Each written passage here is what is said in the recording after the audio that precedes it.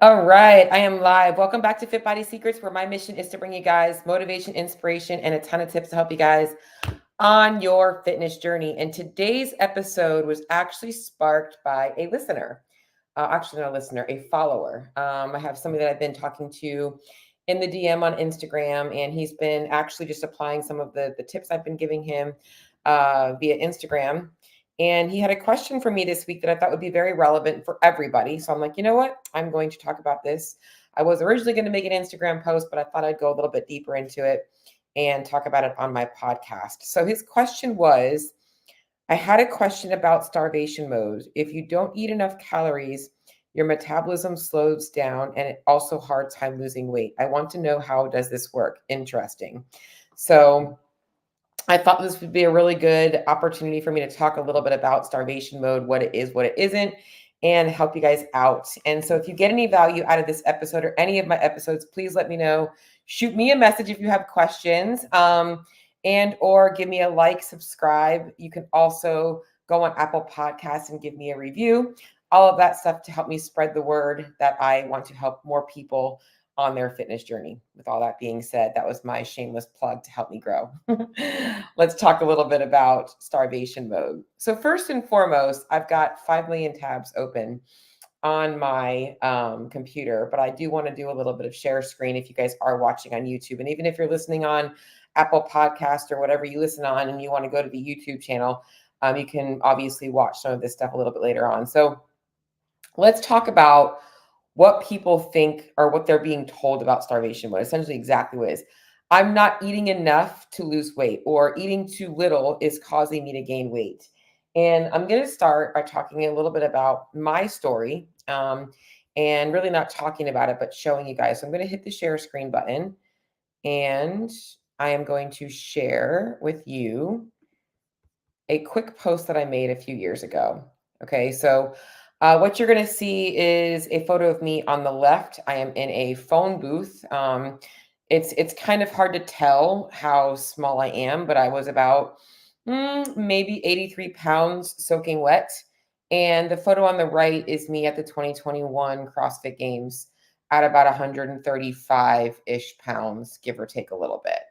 And the reason I am showing you guys this photo is because if it was true that eating too little would cause you to gain weight, that photo of me on the left would have likely never existed, because when I entered treatment at 24 years old, 25 years old, I was barely eating 200 calories a day. And I was probably exercising, working out, moving the majority of my day. I was never, ever, ever sitting down. I was trying to burn as many calories as I possibly could.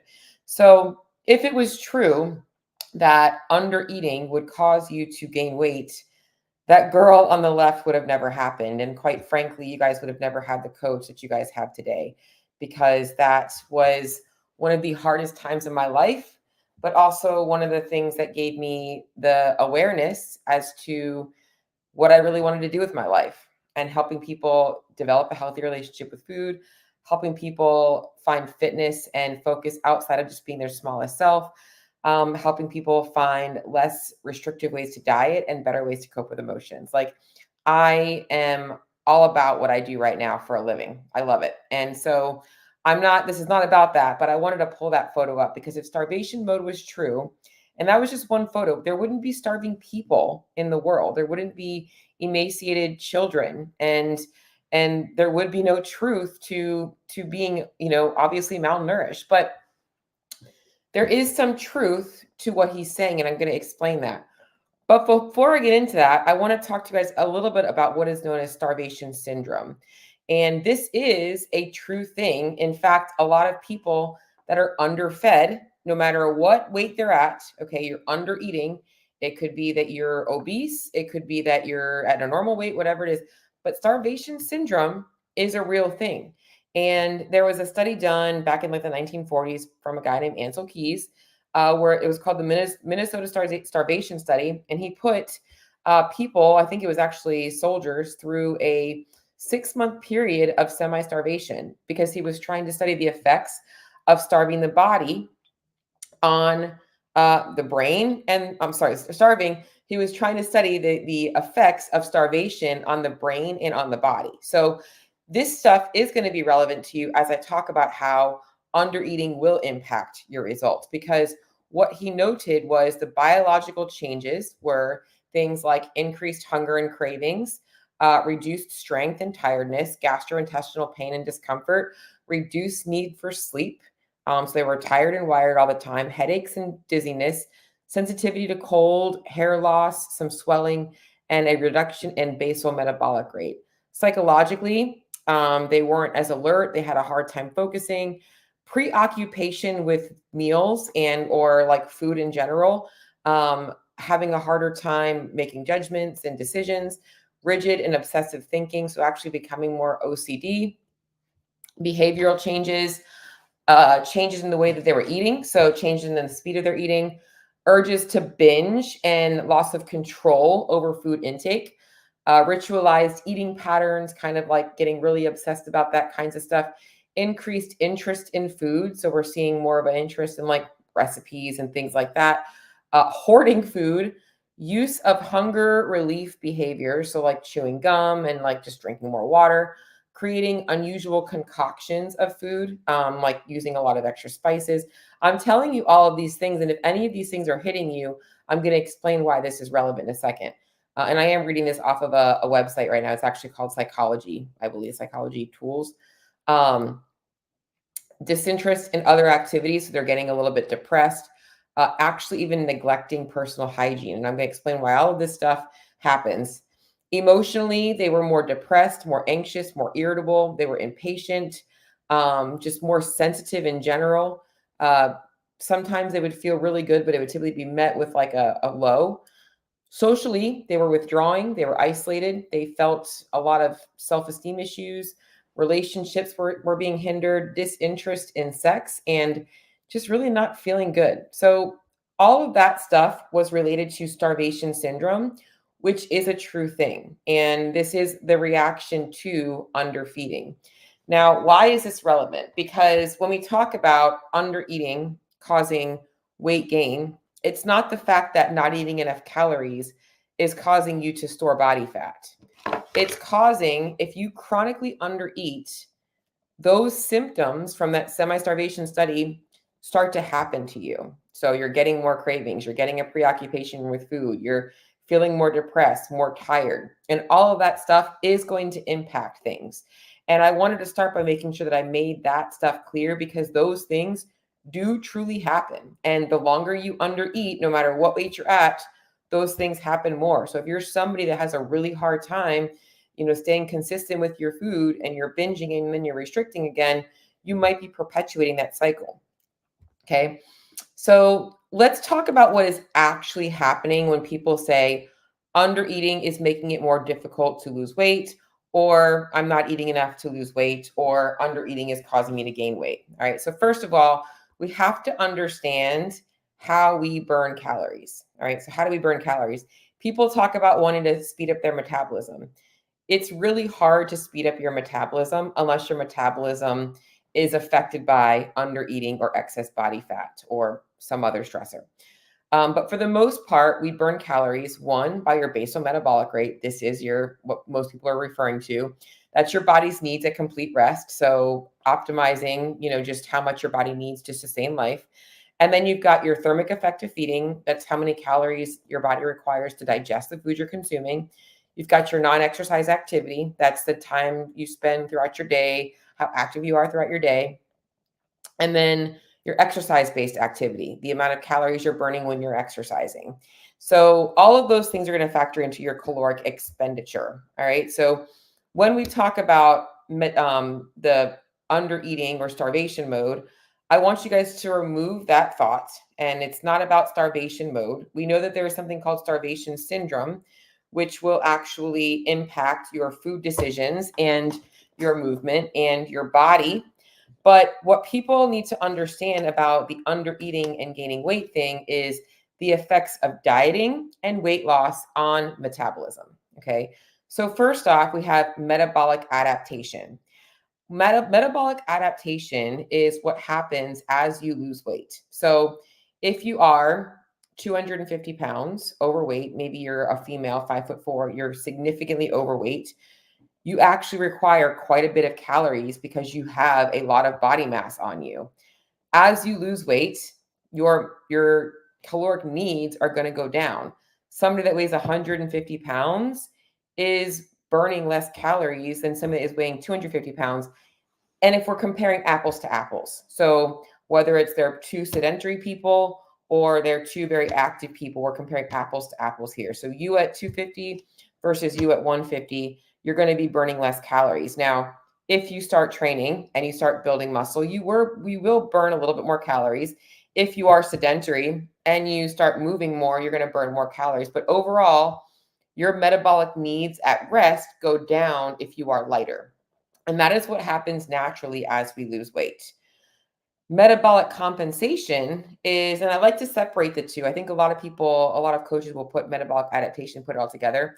I personally don't think that they're the same thing. The adaptation is really the response to you now being at a lighter weight. You don't need as many calories. Metabolic compensation is essentially what happens when we take in less calories. And specifically, if you are eating considerably less than your body needs, so you are significantly under eating, you're going to see some of those signs of starvation syndrome. But more importantly, your body starts burning less calories to compensate for the lack of calories. And this is where under eating can really go wrong. Okay. So if you are, let's just say your caloric needs at maintenance are 2,500 calories and you've slashed them down to 1,400. You didn't even try and diet on higher calories. You went all in. You're like, I'm going the hard route. I'm going to just knock this weight off faster. Initially, you will likely see a faster drop in weight until your body gets smart. Okay. So we have to understand that your body's sole purpose is to keep you alive. Your organs, everything is to keep you alive. It's why we have things put in place that, like, put your head underwater, your body's going to give you signals like, hey, something bad is happening. Get your head out of the water, right? Like, it's the same thing with your food. If you're not getting in enough calories, your body's like, hey, what's going on? You're going to start to get signals. You're going to start to get hunger. You're going to start to get craving. That's your hormone levels. And then you're going to start to have less energy. So you're going to start to burn less calories in your day. And eventually you're going to give in or you're going to fight it.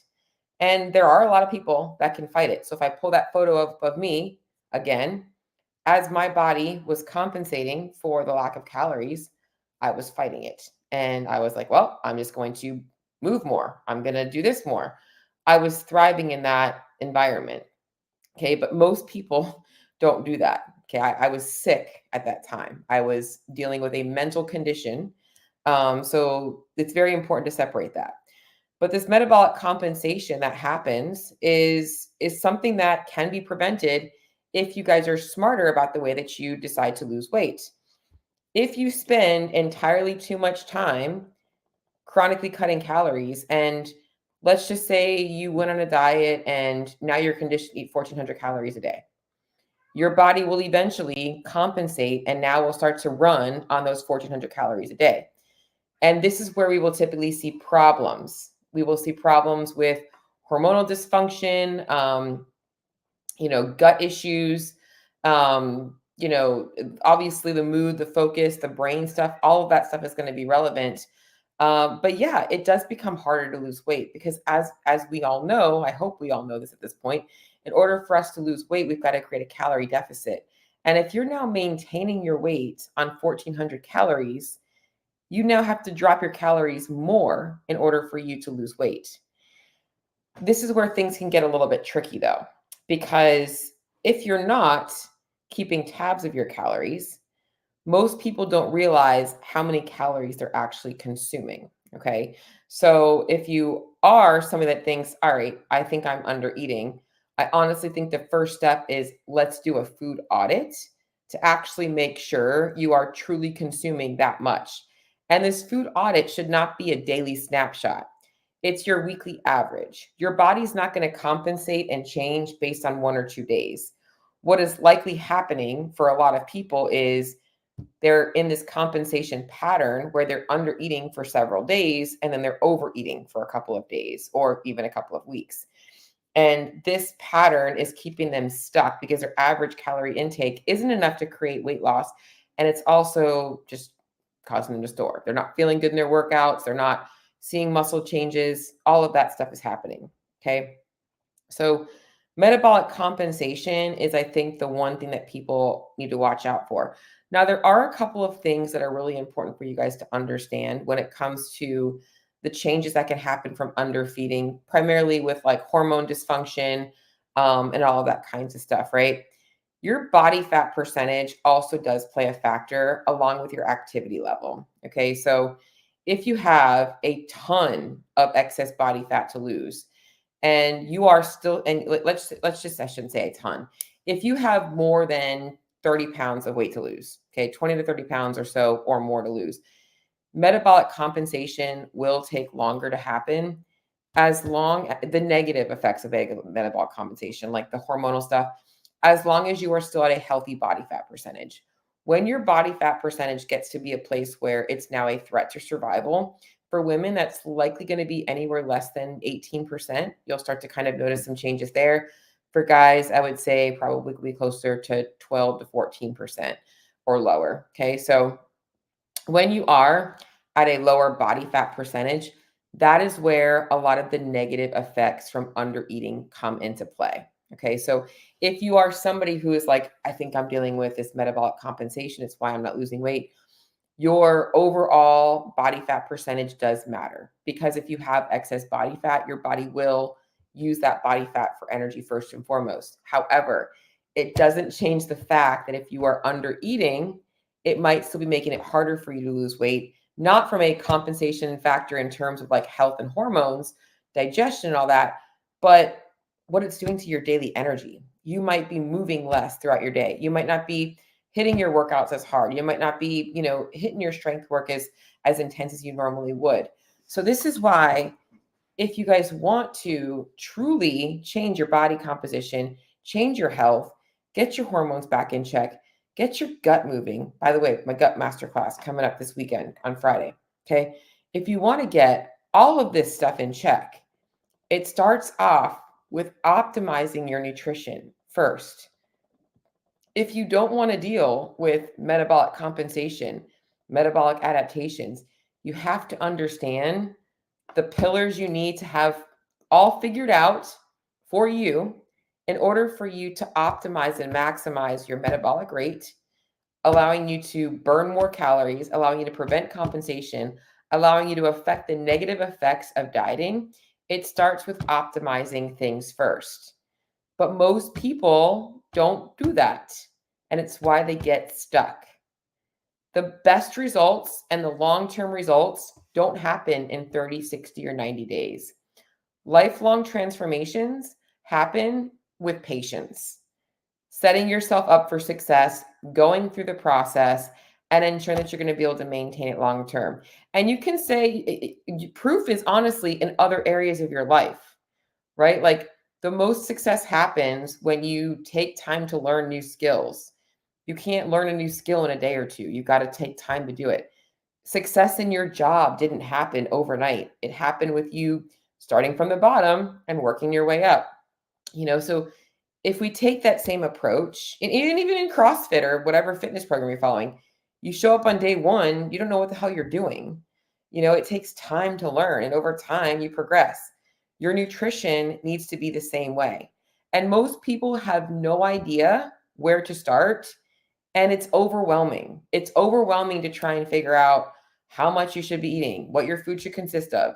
Like, what is my metabolism messed up right now? How are my medications affecting? What about my gut? Like, how do I get all this stuff optimized? What about fiber? What about mealtime? Like, there's so many things that you think about. And so what I want to offer all of you guys that might be watching either live, or if you're watching the replay, or you're listening on Apple Podcasts, is there is a link in the show notes, both on YouTube and on the podcast, for a metabolic assessment. Okay. This metabolic assessment is an in-depth assessment where I'm going to be taking a look at a bunch of factors. There's a section on your overall lifestyle, on your training, on your nutrition, on your mindset. It also asks you questions about medications and other conditions that you might currently be dealing with, so that I can truly work up an idea of what your body needs for your specific goals. And I'm going to do all of that for you for free. So, if you want me to complete a full metabolic assessment, or you think you might be dealing with some form of starvation syndrome or metabolic compensation or adaptation, maybe you've hit a plateau. Maybe you are that person that's lost 50 pounds and now you're stuck. You can't get anywhere. You're trying everything, you're trying all the tricks in the book, and the tricks aren't working. Have an outsider take a look at what you're doing and try and see if maybe you're missing something. That might be the one thing that you've needed all along to get yourself more successful. Now, I will tell you this, anybody that has a goal and they're really ready to achieve that goal, all I ask of you that you're going to need is to trust me that keeping a food diary is the best thing you never did.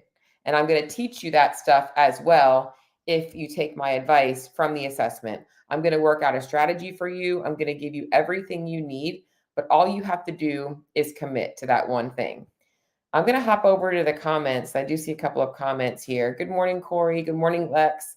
I hope you guys are having a good day. I see a Facebook user that's usually, I think it's Judy.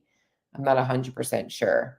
But listen, if you guys are dealing with any form of feedback that makes you think that you might not be eating enough, whether it's, maybe you're feeling sluggish in your workouts, your gut's off, like you're freaking, guys, constipation, diarrhea, that stuff is stuff that people don't talk about, but it's relevant to your health. Maybe you are getting, feedback that your hormones are off. Maybe you think your hormones are off. Maybe your sleep sucks. All of these things are signs that your body's not getting enough nutrients. And I didn't even touch on the fact that it's not just calories. It's also food quality and macronutrients, getting in good balance. So if you guys want help with that, okay, that's what I'm going to do for you for free. You're just going to fill out that free assessment, that assessment link. I'm going to tell you, hey, here's where you're at. Here's where you need to be. And that's all I got today, guys. I hope you guys are all having a great week. If y'all are hitting the quarterfinals this week, good luck. Lex, I'm not sure if you're doing it. I haven't made up my mind yet. I figured I'm going to see what the workouts are first and see if I decide to participate or not. So, but that's all I got. I hope you guys all have a great day.